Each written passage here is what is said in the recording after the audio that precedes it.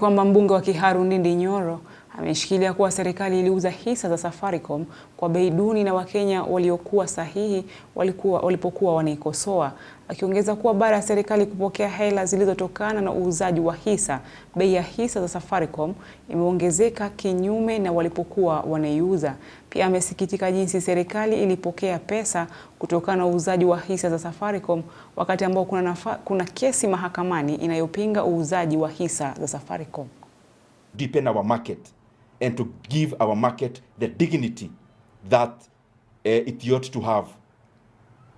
Na hii kitu inaonyesha vizuri ya kwamba serikali walikuja wanataka kuuza share za Safaricom, na Wakenya wakatoa maoni ya kwamba ile bei ambayo serikali ili negotiate with the buyers, it was to the advantage of the buyers and it was to the detriment of us as Kenyans.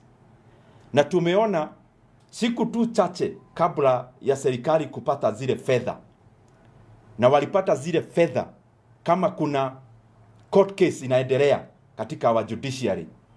Tunaona ya kwamba siku chache kupita sasa shares zinaenda juu za same Safaricom, kuonyesha Wakenya walijua kile waliambia serikali ya kwamba njia mwafaka ilikuwa serikali iite anyone, any international organization, any international company, including our domestic investors, wageweka mwafaka of making people compete to buy our stake of Safaricom.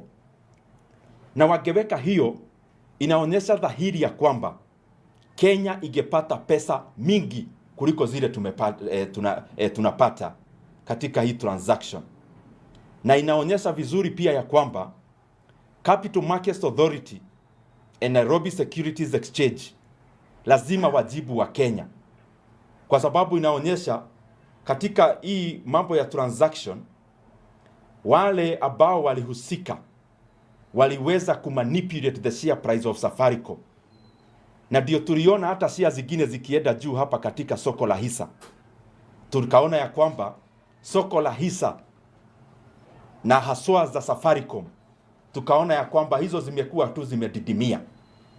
They must investigate the probable price manipulation of Safaricom share price.